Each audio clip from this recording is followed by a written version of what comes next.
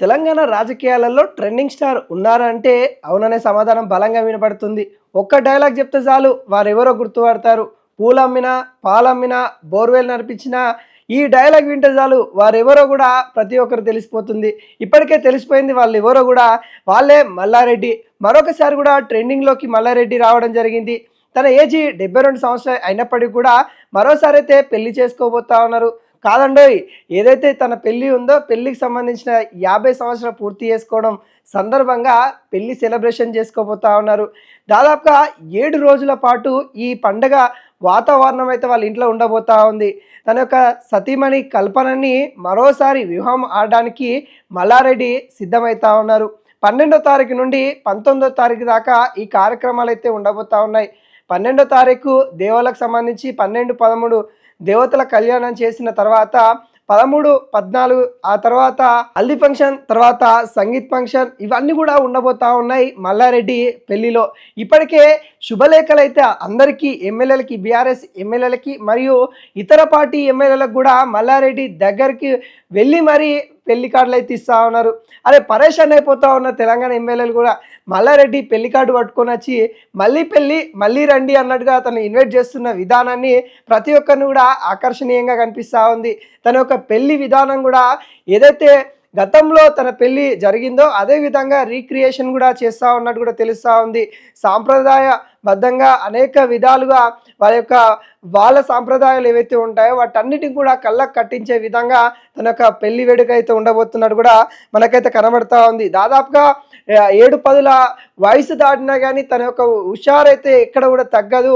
తన యొక్క డైలాగులు కావచ్చు, తన యొక్క మాట తీరు కావచ్చు, తన యొక్క డ్యాన్స్ కావచ్చు, చూసినా కానీ తనకి ఎవరు పోటీ రారు అని కూడా మనం అయితే చెప్పుకోవచ్చు. అలాంటి మల్లారెడ్డి పెళ్ళి అంటే మామూలుగా ఉండదు. ఇప్పటికే వాటికి సంబంధించిన కూడా ఏర్పాట్లు అయితే పూర్తి చేస్తూ ఉన్నారు. ఇప్పటికే ఇటు ఎమ్మెల్యేలని, మాజీ మంత్రులని కూడా ఇన్వైట్ చేసిన పరిస్థితి కనబడతా ఉంది. మల్లారెడ్డి ఈ పెళ్లి కళ అంటే తన యొక్క పెళ్లి కళ, పెళ్లి కొడుకు అనే ఏవైతే వ్యాఖ్యలు ఏవైతే ఉన్నాయో కొంత జోక్యంగా ఉన్నప్పటికీ కూడా తను ఆయన లైఫ్ని ఎంజాయ్ చేయాలి, ఆయన తీరు, ఆయన అందరి ట్రెడిషనల్ వేరు, నా తీరు వేరు, ఉన్నది ఒకటే జిందగీ, ఆ జిందగీలో మనం సంతోషంగా ఉండాలి అనే నేపథ్యంలో మల్లారెడ్డి కూడా ఉన్నారు. తనకి కళాశాలకు సంబంధించిన వాళ్ళని కూడా అక్కడ ఉన్న విద్యార్థులను కూడా పిలిచే అవకాశాలు అయితే కనబడతా ఉన్నాయి. అక్కడ అధ్యాపక బృందాలను కూడా పిలుస్తూ ఉన్నారు. మొత్తానికి మల్లారెడ్డి పెళ్లి మాత్రము మామూలుగా ఉండదు. 7 రోజుల పాటు ఆ పెళ్లికి సంబంధించిన కార్యక్రమాలే ఉండబోతా ఉన్నాయి. వాటికి సంబంధించి కూడా పూర్తిగా ఏర్పాట్లు అయితే చేస్తూ ఉన్నారు. మొత్తం కూడా ఈ ఏర్పాట్లోనే వాళ్ళ కుటుంబ సభ్యులు కూడా ఉన్నట్టు కూడా కనబడతా ఉంది. వాళ్ళ కొడుకు, కోడలు కూడా వాళ్ళ తండ్రికి మళ్ళీ మ్యారేజ్ చేయడం అంటే దగ్గరుండి మ్యారేజ్ చేయడం ఇది బహుశా చాలామందికి అరుదుగా దక్కే గౌరవం అని కూడా చెప్పుకోవచ్చు. అలాంటి గౌరవాన్ని ఇటు మల్లారెడ్డి కొడుకు, అటు కోడలు కూడా దగ్గరుండి కూడా చేస్తూ ఉన్నారంటే అది మామూలు విషయం అయితే కాదని కూడా చెప్పుకోవచ్చు. ఎంతమంది ఎంత ధనం ఉన్నా కానీ సంతోషంగా ఉండలేరు.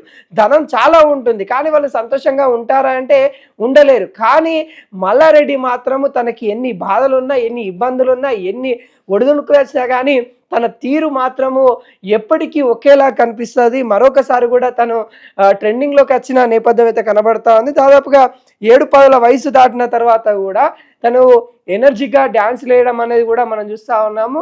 ఈ ఒక్క 7 రోజుల పాటు అంటే ఎటువంటి కార్యక్రమాలు చేస్తూ ఉన్నారు ఒకసారి మనం చూసినట్లయితే 12వ తారీఖుకి సత్యనారాయణ వ్రతం అయితే ఉండబోతా ఉంది. 13వ తారీఖు మల్లికార్జున స్వామి కళ్యాణం అయితే ఉండబోతా ఉంది. 14వ తారీఖు సంగీత్ కోంపల్లిలో అయితే సంగీతే ఉండబోతా ఉంది. అదేవిధంగా 15వ తారీఖు అయితే హల్దీ ఫంక్షన్ అయితే ఉంటుంది. వాళ్ళ కొడుకు భద్రారెడ్డి ఆధ్వర్యంలో అయితే నడుస్తూ ఉన్న పరిస్థితి కనబడతా ఉంది. ఇక 19వ తారీఖు కోంపల్లిలో వాళ్ళ ఏదైతే కొడుకు, కోడలు, వాళ్ళ బంధువు, ఇటు ఎమ్మెల్యేలు, మాజీ ఎమ్మెల్యేలు, బీఆర్ఎస్ నేతలు, సీనియర్ నేతలు వాళ్ళందరూ ఆధ్వర్యంలో మరోసారి అయితే పెళ్లి చేసుకోబోతా ఉన్నారు. దానికి ఇన్వైట్ చేసే పద్ధతి కూడా మనం చూస్తూ ఉన్నాము. మల్లారెడ్డి ప్రతి ఒక్కరి ఎమ్మెల్యేల దగ్గరికి వెళ్ళి ఇన్వైట్ చేస్తూ ఉన్నారు. చాలా సంతోషంగా కనిపిస్తూ ఉంది. ప్రతి ఒక్కరికి కూడా ఇలా జరుపుకోవాలని కూడా ఉంటుంది. కానీ వాళ్ళకున్న ఒడిదుడుకులు కావచ్చు, వాళ్ళకున్న ఇబ్బందులు కావచ్చు, లేకుంటే అరే వాళ్ళేమనుకుంటారు, వీళ్ళేమనుకుంటారు అని కొన్ని కారణాల వల్ల వాళ్ళు అక్కడనే అయిపోతారు. కానీ మల్లారెడ్డి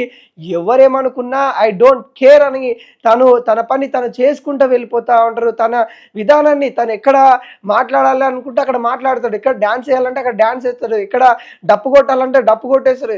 ఎటువంటి భేదాలు లేకుండా, చిన్న పెద్ద భేవజాలం లేకుండా తను ముందుకెళ్తా ఉంటారు. అందుకే చిన్న పిల్లల్ని కూడా అరే మల్లారెడ్డి తెలుసా అంటే నాకెందుకు తెలియదు, మల్లారెడ్డి గారు ప్రతి ఒక్కరు తెలుసు. పాలమ్మినా, పూలమ్మినా, బోర్వెల్ నడిపినా ఈ డైలాగ్ మాత్రం ప్రతి ఇంట చిన్న పిల్లోని అడిగినా కూడా చెప్పేటట్టు ప్రతి ఇంటికి కూడా మల్లారెడ్డి ఆయన ఒక డైలాగ్లతో వెళ్ళిపోయిందంటే అది ఒక క్రెడిట్ గోస్ టు మల్లారెడ్డి అని చెప్పుకోవచ్చు. ఎందుకంటే ఆయన అంత చురుగ్గా ఉండడము, ఆయన అంత జోక్యంగా ఉండడము, ప్రతి ఒక్కరు కూడా ఆయన మంత్రి స్థాయిలో ఉన్నప్పటికీ కూడా తన విధానం ఎక్కడ కూడా మారలేదు.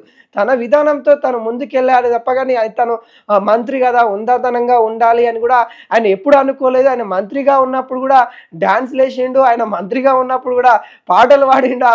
ఒక్కొక్కసారి కూడా ఆయన మంత్రిగా ఉన్నప్పుడు కూడా కొన్ని జోకులు చెప్పినప్పుడు అయితే కేసీఆర్ కూడా నవ్విన నేపథ్యం అయితే మనం చూసాము. ఇలాంటి అన్నిటికి కూడా care of address only one and only Telangana రాజకీయ నేతలలో ఎవరన్నా ఉన్నారా అంటే మనం మల్లారెడ్డి పేరే చెప్తాం. అలాంటి మల్లారెడ్డికి మళ్ళీ పెళ్లి అయితే ఉంది. తెలంగాణ మొత్తం చూడడానికి కూడా రెడీగా అయితే ఉంది. కాకుంటే వెడ్డింగ్ కార్డులు కొన్నే ఇచ్చారు. ఎవరికైతే వెడ్డింగ్ కార్డు ఉంటుందో వాళ్ళు మాత్రమే వెళ్ళాల్సి ఉంటుంది. మిగతా వాళ్ళంతా టీవీ ఛానల్స్లలో ఖచ్చితంగా చూడాలి. మనమైతే లైవ్ అయితే అందించే ప్రయత్నం అయితే చేస్తాము. పెళ్లికి పోవాలని కూడా చాలా మంది నేతలు కూడా కొంత ఆశగా ఎదురు చూస్తున్న నేపథ్యం కనబడుతుంది. ఎందుకంటే ఆయనే అక్కడ వ్యవహరించే తీరు ఎలా ఉండబోతా ఉంది. ఎందుకంటే ఆయన ఎప్పుడు చూసినా కానీ తన జోష్లో ఉంటారు కాబట్టి ఆ జోష్ని చూడడానికైనా మల్లారెడ్డి ఆ జోష్ని చూడడానికైనా వెళ్ళాలి అన్నట్టుగా ఇటు నేతలు ఉన్నట్టు కూడా కనబడతా ఉంది. ఏది ఏమైనా కానీ 72 సంవత్సరాలు వచ్చిన తర్వాత కూడా వాళ్ళ యొక్క సతీమణితో తను ఉన్న విధానం కావచ్చు, మళ్ళీ ఆ కల్పన దేవిని మళ్ళీ కూడా వాళ్ళకు ఏదైతే ఆ సమయంలో అంటే దాదాపుగా 22 సంవత్సరాలు ఆ పర్ణంలో మల్లారెడ్డికి ఇంకా వాళ్ళ సతీమణికి ఇంకా తక్కువ సమయంలోనే వాళ్ళకి మ్యారేజ్ అవ్వడం అయితే జరిగింది. గతంలో అంటే ఎందుకంటే ఆ తరం జనరేషన్లో బాల్య వివాహాలు ఎక్కువ ఉంటుంది. అలాంటి తరంలో వాళ్ళకి వాళ్ళ పేరెంట్స్ అంత జ్ఞాపకాలు అయితే ఇవ్వకపోవచ్చు. కానీ ఇప్పుడు జ్ఞాపకాలన్నీ కూడా కూడేసుకునే ప్రయత్నం మల్లారెడ్డి చేస్తున్నాను కూడా చెప్పచ్చు. అదేవిధంగా వాళ్ళ కుటుంబ సభ్యులు కూడా సహకరిస్తూ ఉన్నారు. వాళ్ళ కుటుంబ మొత్తం కూడా సెలబ్రేషన్ చేసుకోవడానికి మొత్తం రెడీ అయిపోయిందని కూడా చెప్పచ్చు.